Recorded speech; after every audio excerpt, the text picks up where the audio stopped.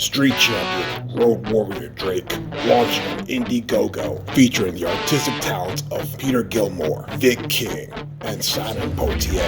One of the most anticipated graphic novels this year, Street Champion Road Warrior Drake. What's up, everybody? This is yours truly, Alberto Martinez, CEO of Elasman Film and Comics, writer, author, illustrator of Street Champion Road Warrior Drake, my first graphic novel. And I used to do a lot of toy videos in my earlier videos on YouTube on this channel, and I've been a few years without doing any reviews. The last one I did was on my Godzilla 1962 NECA, which is still my favorite looking NECA Godzilla figure, and it was the dream figure that I wanted. Well, my second dream figure that I wanted was the 1989 Bile Goji figure from the film Godzilla vs. Biollante. And believe it or not, at the time of this recording, the figures just came out on the stores. I went to my local comic book shop and picked it up. And here we are. This is the Bile Goji figure based on the 1989 Godzilla. So we're going to go over the detailing and everything. First off, the tail is pretty fucking long, as you can see. So it's got a very long tail. Now, as with every other NECA figure from the Godzilla line, the tail came apart from the figure, and it actually came with a paper instruction which said to put the tail, dip the base of the separated tail in hot water, so it'll make attaching a lot easier. So I did that, and I had to fight a little bit, but I did get it to attach. So yeah, use hot water. Some people I know use blow dryers to soften up the rubber so they can attach the tail onto the figure. So, but yeah, this is a pretty long tail.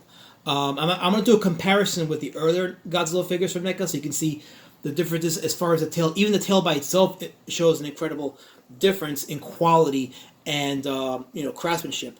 But I've always loved the Bile Goji figure because it represented the best of the 1985 figure with some much needed adjustments. For example, the shoulder blades on the Bile Goji figure are more enhanced. If you see the 85 Godzilla, the relationship between the neck and the shoulder is pretty. It kind of goes into like a little straight and narrow direction. But the Bile Goji figure, it goes down to the shoulder and then comes outward before going down. Gives it a more powerful look to it. So I always appreciated that design. Very stocky suit, very stocky figure.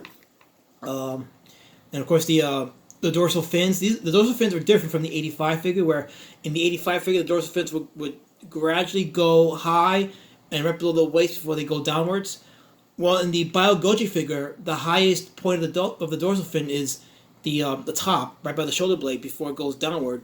It's a slightly unique take on the dorsal fins, because traditionally the dorsal fins would go in an angular direction before going downward in every single Godzilla figure. Well, the Bile Goji is the first figure where the biggest dorsal fin is the first one right by the shoulder blade, and all the other ones they go downward. Now I believe there might be I want to say that the 54 figure might have had something similar, but not as much. I really think that this is where it started. And then by the time we get to, the Rado Goji, the Godzilla suit from Godzilla vs. Mothra from 1992, that's when the dorsal fins kind of went to the more traditional triangular, form. But the Bile Goji had this distinct form, which carried on to the next film, Godzilla vs. King Ghidorah. So it's a very unique take on the Godzilla design. I particularly don't mind it. It gives them a more powerful look to it, especially when you face him from like down looking up, and the top fin just is the most prominent one. So it gives him a sense of terror and power. This actually reminds me of a shot in the film Biollante where after Godzilla destroys one of the towers and kills one of the main characters, the camera's positioned like in this similar angle, where he's just, walking over the remains of the building, and he takes this march out of Kyoto. So it does capture that look to it. So I kind of appreciate it. Now the detailing on the figure. So it captures the shape of the arms, as you can see, just like in the film. Now you gotta bend the arms a little bit to make it appear more like in the film. When you get it off the box, you got to be careful because you got to take like a hairdryer or something to loosen up the joint a bit, because they will snap and break. I learned that lesson the hard way with one of my Gremlin figures, so I will not do that again. But yeah, you got to just play with it a little bit. But the arms go outward like this, and then you can bring it straighten up a little bit. Now I'm not gonna do too much with this arm because I haven't hit the blow dry on this one yet, so it's not softened, and I don't want to snap the joint. But this one is a bit more looser, so you can do that. But again, you want to soften the joints first and then loosen it up like that before you attempt it out of the box. The texture of the toy actually it has like a little charcoal feel to it, which I like. Nice hard plastic. It's more durable, so it feels good. It has a nice heaviness to it. Definitely one of NECA's best. I still prefer the Godzilla 62, and I'm going to show the comparisons in a minute. But this is a good figure. One of the drawbacks, and this is like a minor complaint, is the face.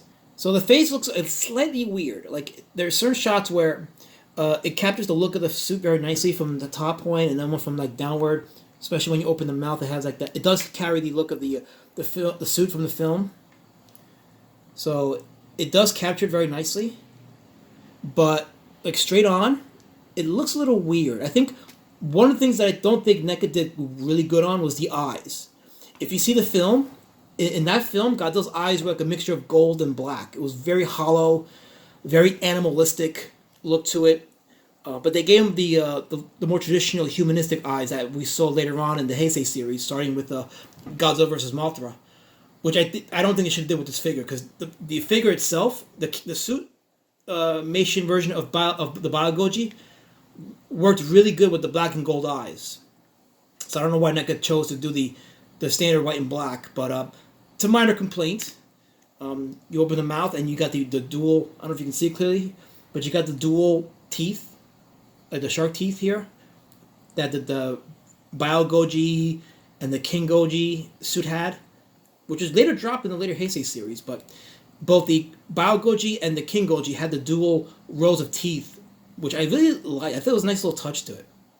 I don't know, you can't really see it well here, but it's got a good paint job in the tongue, and it's got a hole, and I'm not really big on the heat rays that come with the figures, but it does have a hole in the mouth to attach the heat ray, but I'm not really big on that. So I mean, it's nice and all, it's a nice little touch, and I know that's even the Monster Arts does that, but I care less. I keep it, but still, I'm just, for the sake of this review, I'm not even going to do it. I'm just touching on the figure itself. But one thing I'm going to show you is how far the craftsmanship on the NECAs have come. So let me give you some side-by-side examples. Okay, so here you have on here to the to your left, you have the I hope it's my left. Anyway, you have the 1994 Space Godzilla. This is one of the first figures by NECA, and then you compare it with the Biogoji, which they released. You can see the difference in the quality. Now, I didn't mind NECA's 94 Godzilla. I thought it was actually, considering what it was and the price tag on it, I thought it was a nice attempt. And I'm not a fan of the 94 Godzilla figure.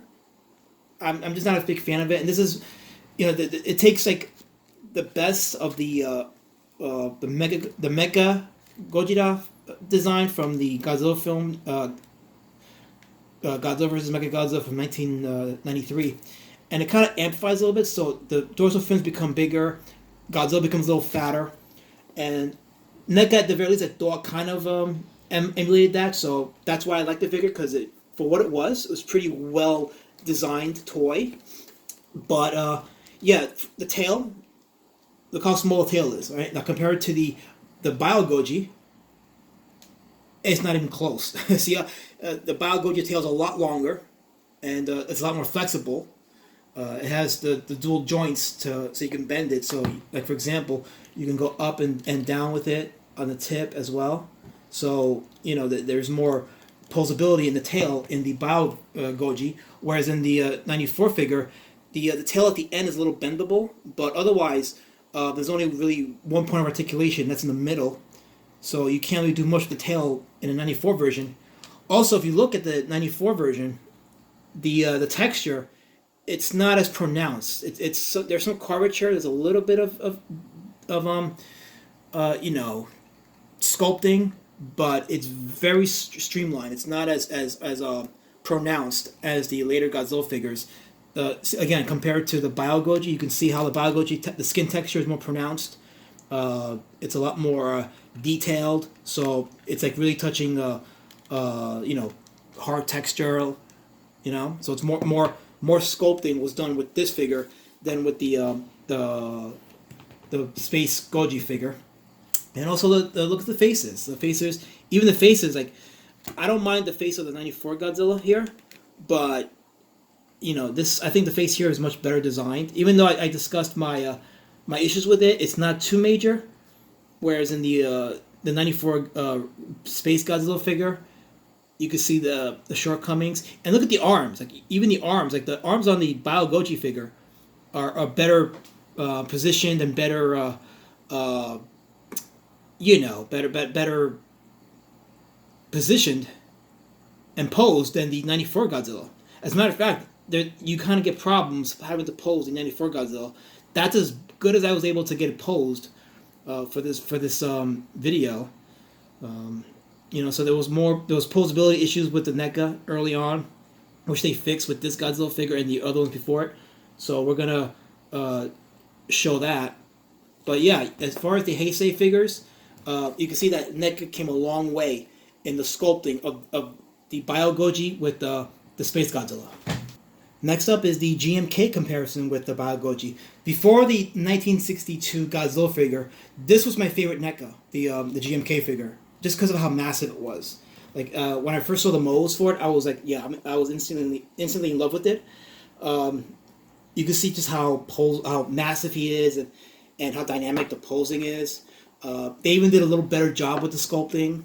So it was here where they started to add a little bit more texture to the surface. But it also suffered the same problem as the '94 figure, which was the posability of the tail. Although they did add an extra joint here, but it was still small.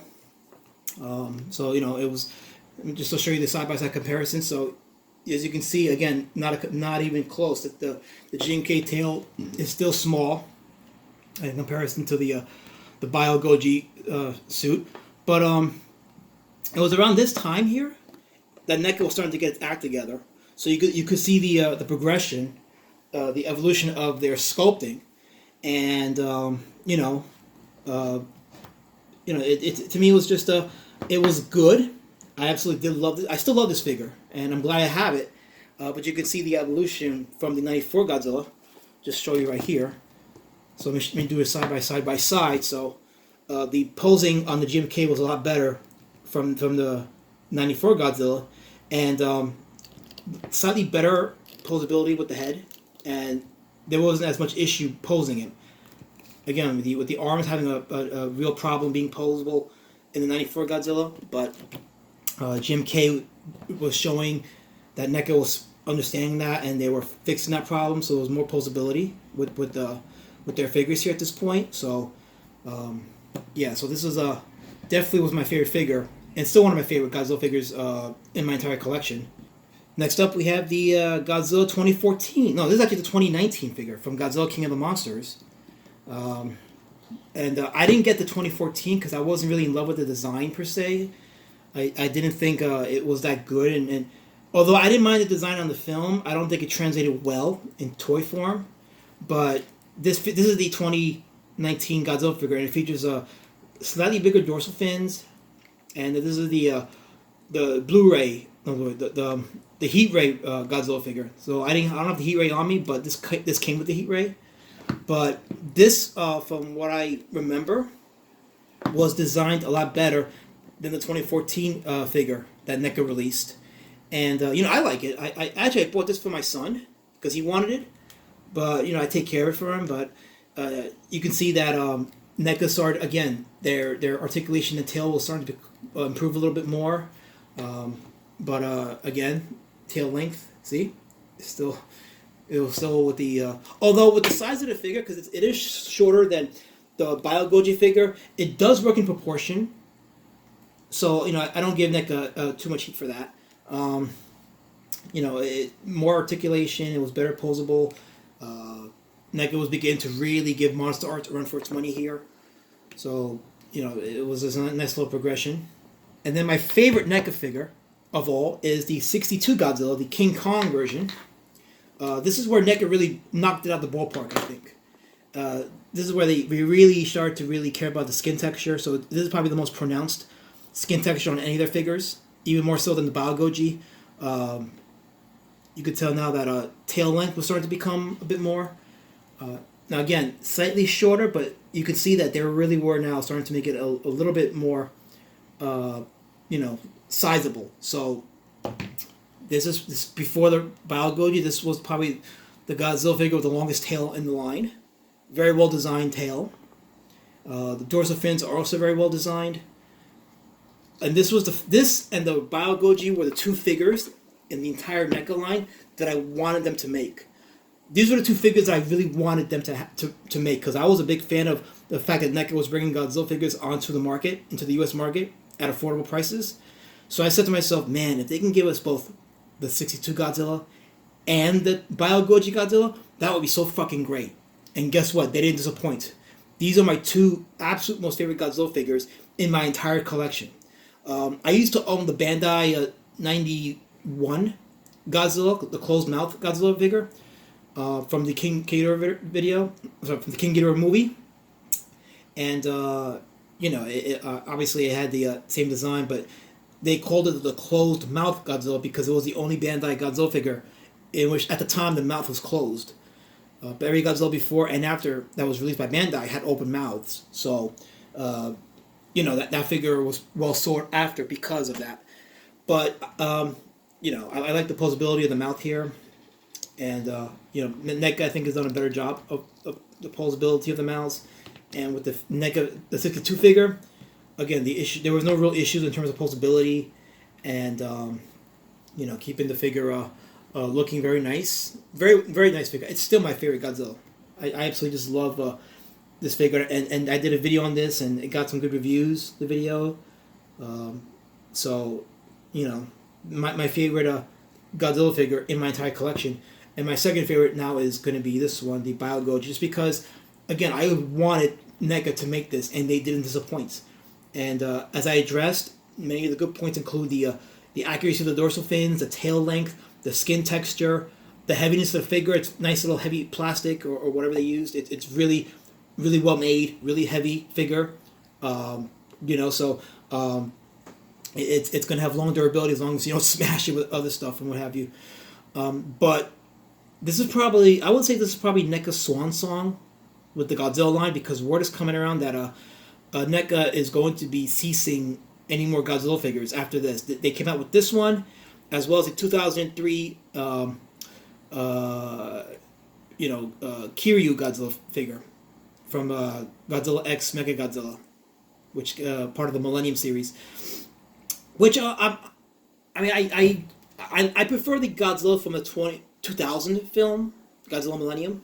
I prefer that design more so because the face was a bit more reptilian, whereas in the Godzilla X Mechagodzilla and later Godzilla Tokyo SOS, the face on that one looked very muppety and just very plastic and fake. I didn't really care for that design at all.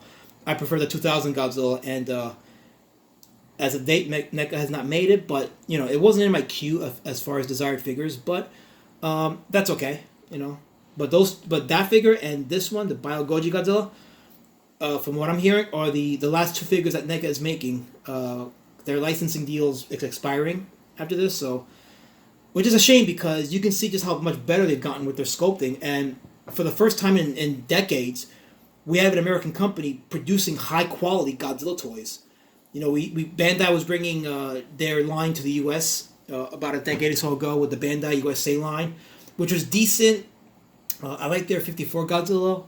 They had some good texture on it. But the other figures in that line were kind of blah. Wasn't a big fan of it. But, I appreciate the fact that they were doing it. But then NECA, to me, just knocked out the ballpark later with these two figures and some of the other ones that I showed. But yeah, it's a shame if that's the case. So if you guys can grab them now, because they're good collector's items, and I really recommend the Biogoji figure.